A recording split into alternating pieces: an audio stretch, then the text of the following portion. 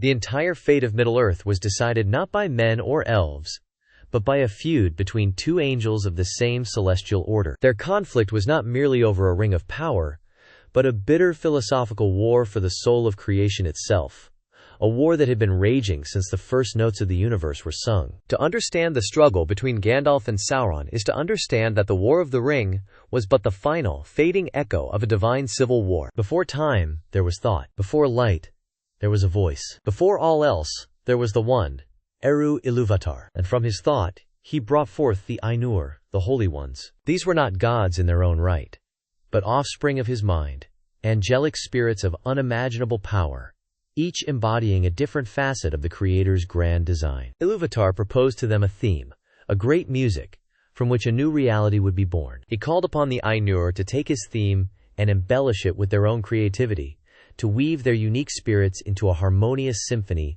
that would give shape to the void. And so they sang. The sound was a torrent of creation, notes of light and shadow, fire and ice, stone and water, all blending into a chorus that laid the very foundations of existence. But one among them, the most powerful of all the Ainur, was named Melkor. He had been given the greatest gifts of knowledge and power, and in his pride he grew impatient with the theme of the One. He desired to create things of his own, born solely from his own will, and began to introduce themes of his own into the great music. His notes were loud and vain and endlessly repeated. A terrible dissonance entered the symphony. The harmonies of his brethren faltered, some falling silent, others beginning to attune their own music to his, drawn in by its splendor and might. Thrice Ilúvatar introduced a new theme to overcome the discord, and thrice Melkor's rebellion rose to challenge it, the conflict growing ever more violent until the very halls of timelessness shook. It was a war of sound, a war of ideas,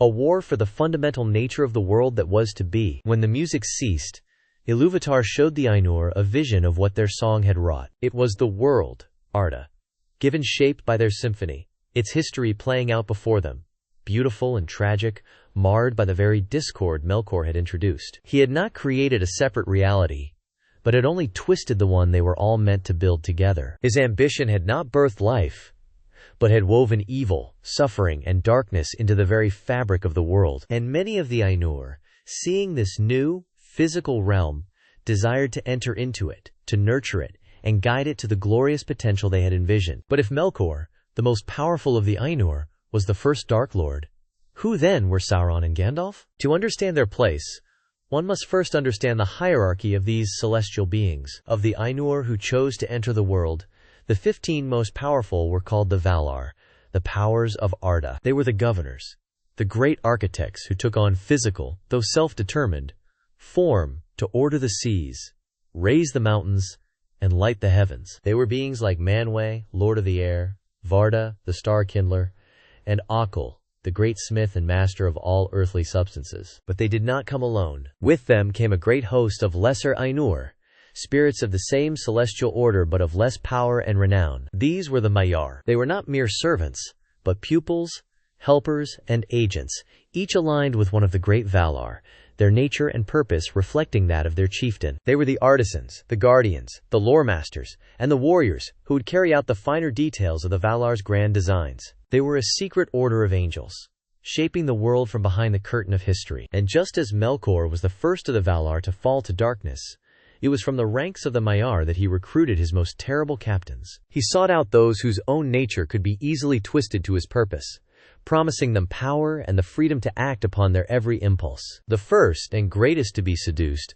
was a Makua of exceptional skill from the household of Asul the smith. This Maia loved order, coordination, and efficiency above all else. He detested waste and friction. In Melkor, he saw a will powerful enough to enact his vision of a perfectly ordered world, swiftly and without dissent. The slow, patient work of the Valar seemed to him to be weak and inefficient. This Maia's name was Mairon, the Admirable. The world would come to know him as Sauron. But he was not the only one. Melkor's discord had resonated most strongly with the most violent of the Maiar, the spirits of fire. He corrupted them, pouring his malice and hatred into their very being, twisting their inner flame into an all-consuming fire of shadow and terror. They became the Valaraukar, the demons of might, the Balrogs. The Maiar were not abstract beings. They were individuals, with free will and they were a house divided against itself. While some became the chief architects of evil, others became its most stalwart opponents. But for thousands of years, the greatest of the loyal Maiar remained hidden, forbidden to act. So what changed? What threat became so grave that the Valar decided to break their own laws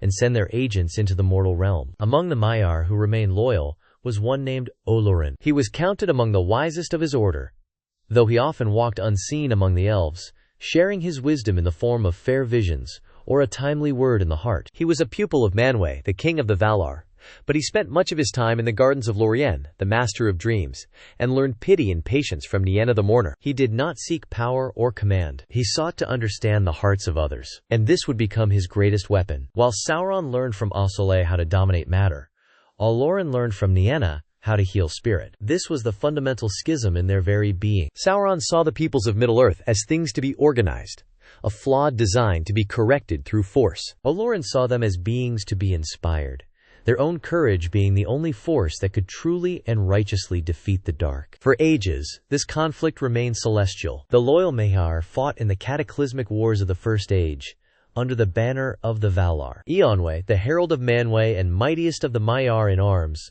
led the armies of the West that finally overthrew Melkor himself. But after that great war, which broke an entire continent, the Valar retreated from the direct governance of Middle-earth. They vowed not to interfere with such overwhelming force again, lest their attempts to heal the world only end in its destruction. They left its stewardship to the children of Ilúvatar, elves and men. And so, when Melkor's chief lieutenant, Sauron, rose to take his master's place in the Second Age, the Valar remained silent. The remaining loyal Maiar in Middle-earth were few. The most famous was Melian, a Maia who fell in love with the elven king Thingol. She used her power to weave a girdle of enchantment around their kingdom of Doriath, a barrier of unseen shadow and confusion that no evil could pass. She proves that the power of a Maia was not merely in open warfare, but in subtle arts of protection, preservation, and wisdom. Her very presence elevated an entire realm, yet her power was bound to one place.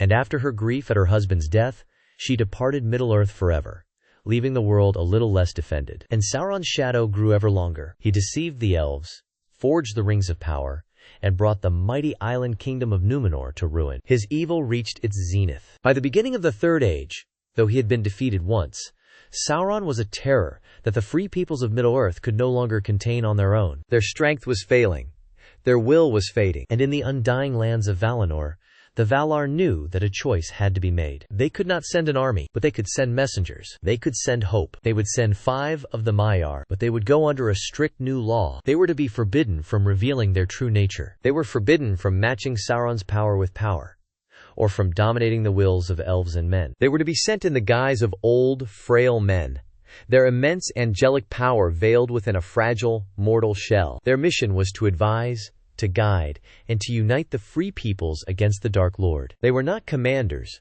but counselors. They were not sorcerers, but wise men. In the tongue of men, they were called wizards. The elves called them the Astari. But if these beings were so powerful, why did they seem so constrained? The answer lies in the fundamental law of their existence, a law that Sauron broke, and Gandalf was forced to bend to its breaking point. The leader of this mission was Curumo, a Maia of Aulë the smith, known in Middle-earth as Saruman the White. He was proud and powerful, and a master of craft and cunning, a perfect choice on paper to counter a fellow student of Aulë. With him came 2 blue wizards who went into the Far East, and Radagast the Brown, a servant of Yavanna who loved the birds and beasts of the world. The last to be chosen was Olórin. He was afraid. He declared himself too weak for such a task, too fearful of Sauron. But the Valavarda declared that this was exactly why he must go, that his humility was a strength, not a weakness. So he went, taking the form of an old man in gray, the humblest of them all. He was known as Gandalf,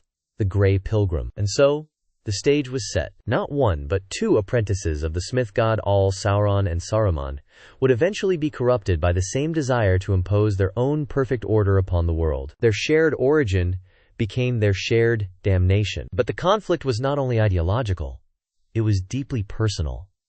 A confrontation between beings who had known each other for timeless ages. When Gandalf and the Fellowship entered the mines of Moria, they awakened a terror from the deep, a relic from the Elder Days. Aulë, Balrog, a fellow Maia. This was not a monster. This was a fallen angel of fire and shadow, a being of the same celestial order as Gandalf himself. The confrontation on the bridge of Khazad-dûm was not merely a wizard holding a pass against a demon. It was a moment where the veil was lifted. It was a clash between two primordial spirits, revealing their true nature for one fleeting, terrifying moment. When Gandalf struck the bridge with his staff, he cried, "I am a servant of the secret fire, wielder of the flame of Anor."